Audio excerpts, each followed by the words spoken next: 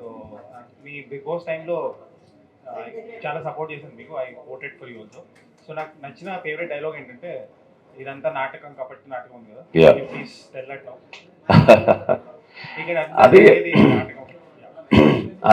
అంటే big boss అనేది సినిమాల ఇమోషనే బిగ్ బాస్ డైలాగ్స్ అన్నమాట. అది అంటే సినిమా అంటే మీకు చాలా మంది ఏంటంటే సినిమా హీరోల్ని చాలా పూజిస్తారు, సినిమా నచ్చితే గుండెల్లో పెట్టుకుంటారు. That's all scripted. But Bigg Boss లో జరిగే ప్రతి డైలాగు ఎవరు మాకు రాసి ఇచ్చింది కాదు.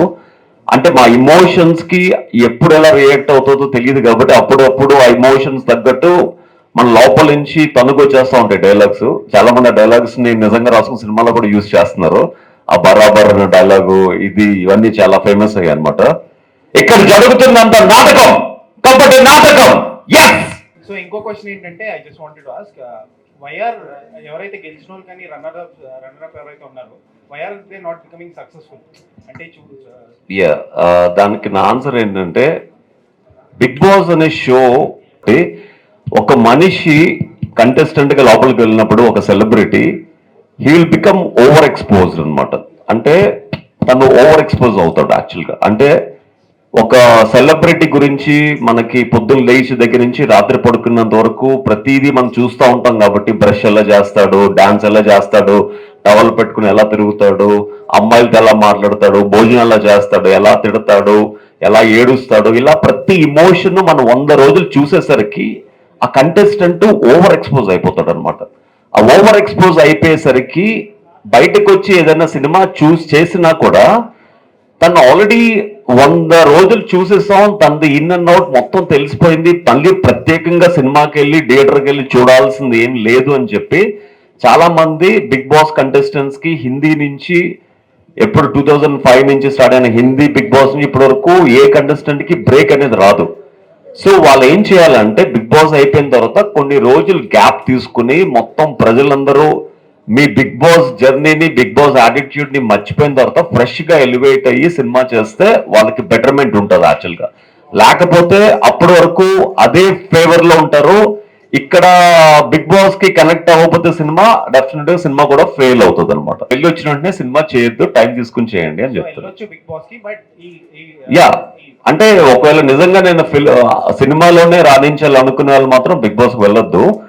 సినిమాలో రాణించగలుగుతాను అనుకునే వాళ్ళు బిగ్ బాస్ కి వెళ్ళాలి.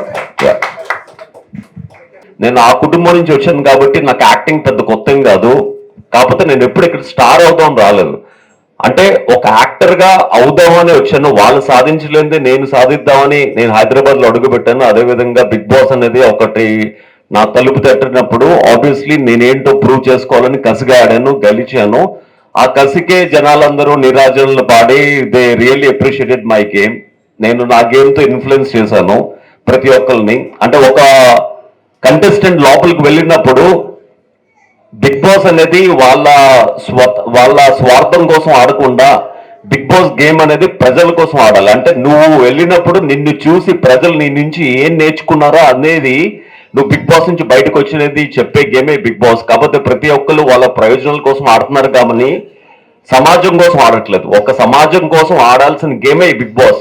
ఇది యాక్చువల్గా 1984 జార్జ్ ఓర్వెల్ రాసిన నవల ఆధారంగా ఈ కాన్సెప్ట్ అనేది క్రియేట్ అయింది. ఆ కాన్సెప్ట్ కూడా సొసైటీలో జరుగుతున్న పరిణామాలని దృష్టిలో పెట్టుకుని సీక్రెట్ గా కెమెరాలు పెట్టి ప్రజలకు చూపించడం ఈ గేమ్ ఉద్దేశం. సో బేసిక్గా ఒక సెలబ్రిటీ అనేవాడు లోపలికి వెళ్ళినప్పుడు తన గేమ్ ద్వారా 10 మందిని ఇన్ఫ్లుయెన్స్ చేయాలి.